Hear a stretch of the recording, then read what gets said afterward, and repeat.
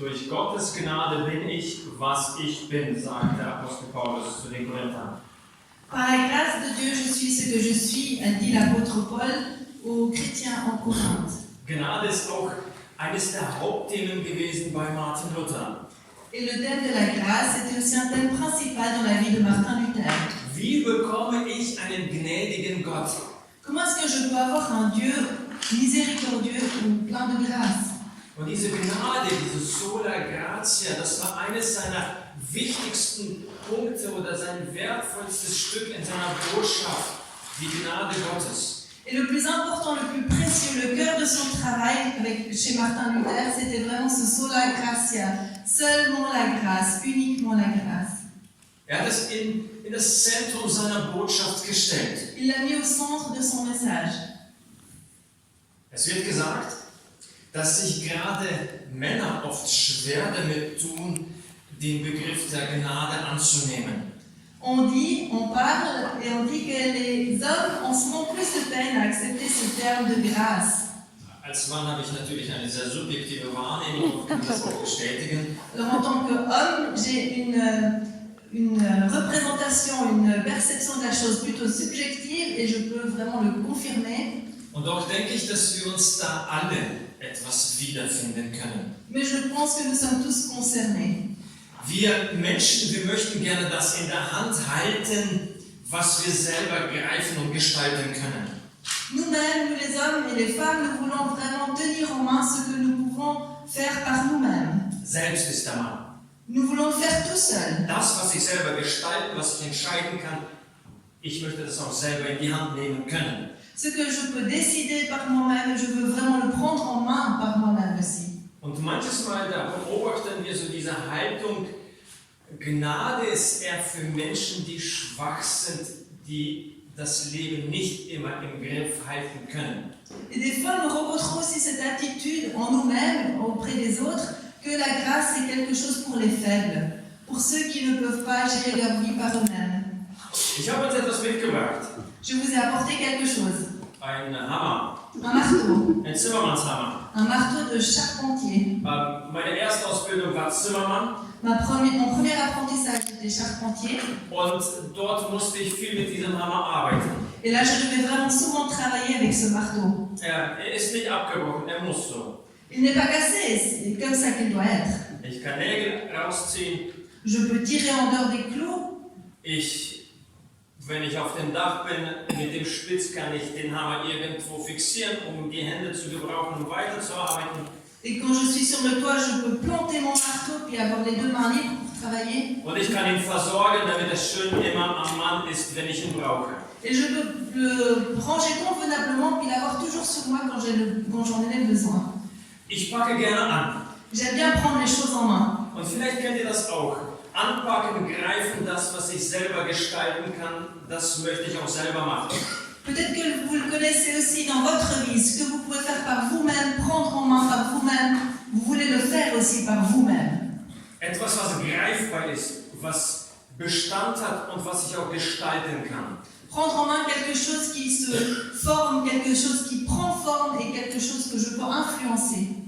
Und der Hammer ist nur ein Symbol oder ein Beispiel heute dafür. Et ce marteau, c'est seulement un symbole ou bien seulement un exemple pour ce que j'aimerais vous expliquer. Als ich auf der Baustelle gearbeitet habe, dann habe ich einen Dank erst dann bekommen, wenn die Baustelle fertig war. Quand j'ai travaillé sur le chantier en tant que charpentier, j'ai reçu des remerciements seulement quand j'avais terminé mon travail.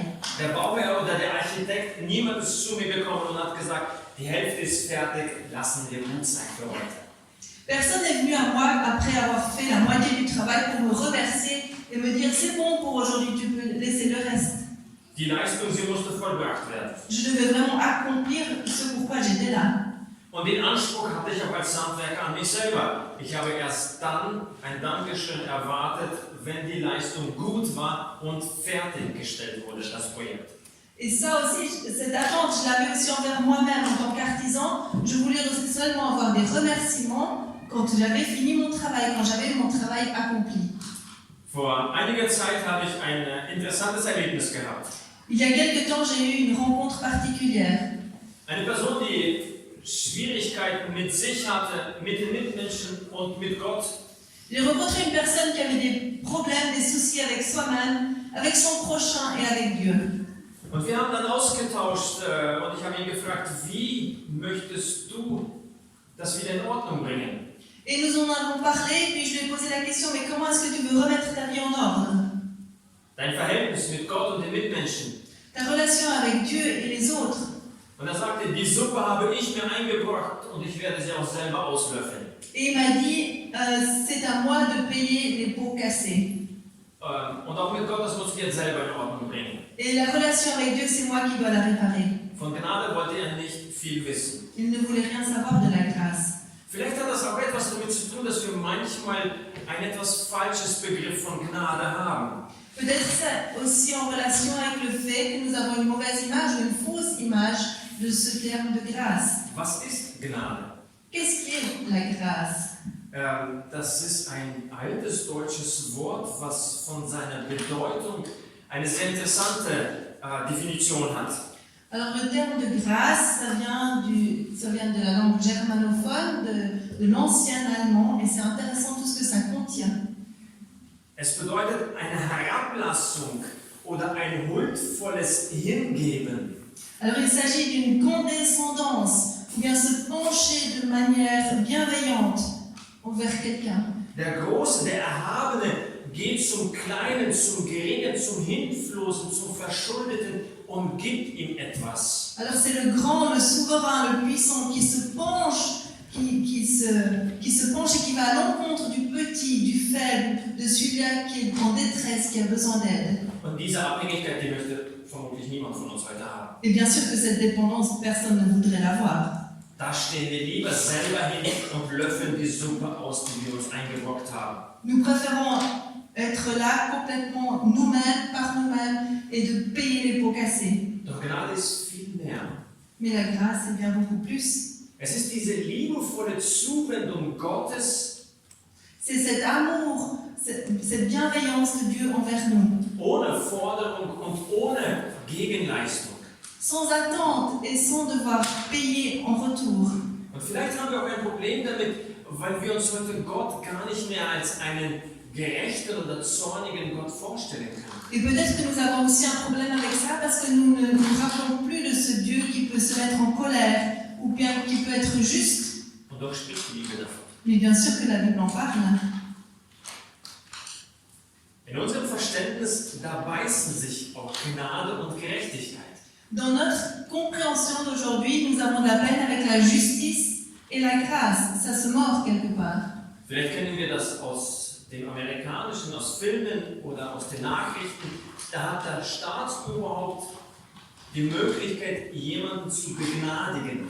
Peut-être que nous connaissons ça des films ou bien des nouvelles de la télé ou bien d'un livre. Quand il y a quelqu'un qui régit un pays, qui règne sur un pays, il peut donner la grâce à quelqu'un. Menschen, die zum Tode verurteilt sind in Amerika, haben als letzte Möglichkeit, wenn alle juristischen Optionen ausgeschöpft sind, Gnade zu bitten beim Gouverneur oder beim Präsidenten. Alors en Amérique, il y a la possibilité pour les détenus qui sont condamnés, qui ont la peine de mort, de demander grâce finalement soit au gouverneur, soit au président. Es ist dann nicht mehr gerecht, aber es ist gnädig. À ce moment-là, ce n'est pas juste, mais c'est gracié. Bei Gott sieht das etwas anders aus. Mais avec Dieu, c'est un peu différent. Gottes Gnade erweist sich nie auf Kosten seiner Gerechtigkeit.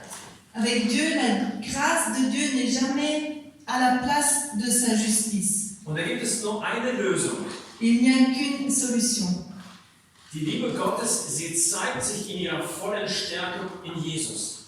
L'amour de Dieu se montre parfaitement dans sa force, dans sa puissance, dans l'homme ou dans son Fils Jésus-Christ. Und das ist so ein unbegreiflicher Tausch, der uns dort in Jesus angeboten und uns dort gegeben wird. Et ça, c'est un échange, une solution qui nous est proposée. C'est incroyable ce que nous avons en Jésus-Christ. Wenn ich mit dem, was ich habe, mit meinen Fehlern, mit meinem Leben zu Gott komme, mit allem, was mich vor Gott trennt, Si je viens auprès de Dieu avec toutes mes fautes, avec tous mes péchés, et et je viens avec tout ce fardeau auprès de Dieu, de ce qui me sépare de Dieu, mit dem, wo ich nicht bestehen kann vor Gott, avec tout ce que je ne peux pas en fait être devant Dieu, dann ist es seine Gerechtigkeit, wenn er mir dort Vergebung zuspricht und mich als Mensch annimmt.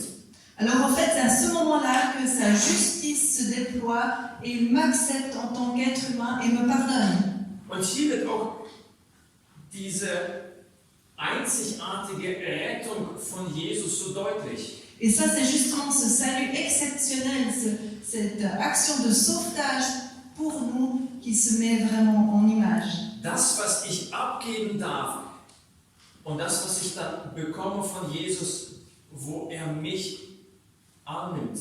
Alors c'est vraiment ce que je peux donner à Dieu, tous mes fautes, mon fardeau, et Jésus, tout ce qu'il me donne à sa place, à ma place. Paulus, er schreibt es sehr deutlich im Brief an die Römer. L'apôtre Paul est très clair dans l'épître aux Romains. Der Lohn für meine Vergehen, für meine Sünden, das ist der Tod. Il écrit que le salaire pour les péchés, c'est la mort. Den haben wir verdient. Et nous l'avons mérité. Gott aber schenkt uns unverdient aus reiner Gnade ewiges Leben durch Jesus Christus. Mais Dieu nous donne gratuitement la grâce. C'est vraiment un geste de grâce. Il nous donne la vie éternelle par Jésus-Christ. Gnade ist also nicht einfach eine Eigenschaft Gottes, sondern ein aktives Handeln. Ça veut dire que la grâce de Dieu n'est pas seulement une caractéristique de Dieu, mais c'est vraiment une action de Dieu. Und deshalb schreibt Paulus auch, durch ihn bin ich das, was ich bin, durch seine Gnade. Et c'est pourquoi que l'apôtre Paul peut vraiment dire, c'est par la grâce de Dieu que je suis ce que je suis. Viele von uns kennen Paulus und seinen Lebensweg. Beaucoup d'entre nous connaissent l'apôtre Paul et son chemin de vie.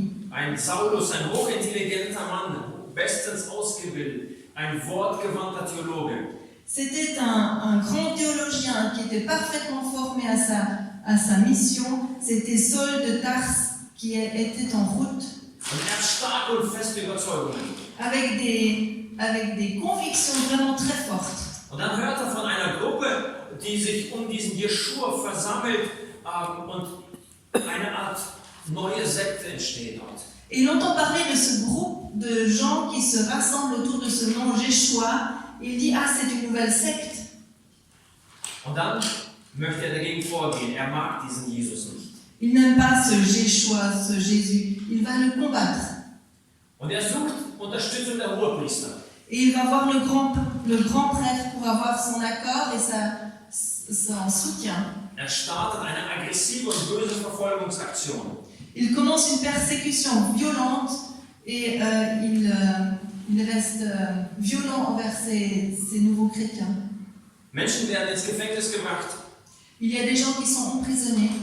Die ersten werden gesteinigt. Les premiers ont déjà dû être lapidés.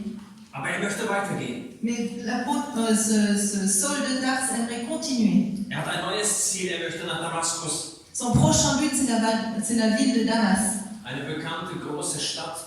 C'est une ville très connue. Und auf dem Weg dorthin, da erlebt er die größte Begegnung mit Jesus, die man sich vorstellen kann. Et sur le chemin pour Damas, ce Saul de Tarse rencontre une vision de ce Jésus, une des plus grandes apparitions qu'on peut s'imaginer. Eine strahlende Lichterscheinung so intensiv, dass er vorübergehend das Augenlicht verliert. C'est une apparition tellement lumineuse, tellement éclairante, tellement forte qu'il en devient aveugle pour quelque temps. Und Jesus erbarmt sich ihm. Et Jésus est miséricordieux envers lui. Er erlebt eine Lebensveränderung. Il vit une transformation de sa vie. Er bekommt einen neuen Namen und eine neue Aufgabe. Il reçoit un nouveau nom et une nouvelle mission. Und aus diesem Christenhasser, diesem Verfolger, diesem Mörder wird ein Botschafter. Et de ce persécuteur, de ce haïsseur de chrétiens, de ce meurtrier, devient un ambassadeur du Christ. Er geht los und er möchte, dass alle Menschen in dieser großen Welt, die ihm damals bekannt war, dass sie von Jesus hören und diese befreiende Botschaft ebenfalls erleben können. Alors il se met en route avec cette nouvelle mission. Il aimerait atteindre tous les peuples de ce monde entier pour qu'ils entendent l'évangile, cette parole, cette nouvelle qui délivre.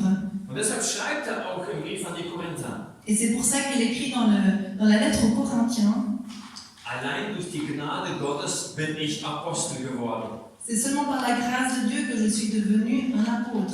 Durch die Gnade Gottes bin ich, was ich bin. C'est par la grâce de Dieu que je suis ce que je suis. Wir singen zusammen ein nächstes Lied. Nous voulons chanter ensemble le prochain chant. Bleibend ist deine Treue. Fidèle et Dieu ta fidélité. Das Lied hat ebenfalls 3 Strophen und diesmal singen wir genau andersrum. Wir starten auf Französisch, die zweite Strophe auf Deutsch und die dritte wieder auf Französisch. Alors cette fois-ci aussi, le chant a 3 couplets. On fait l'inverse, on fait d'abord en français, en allemand et en français.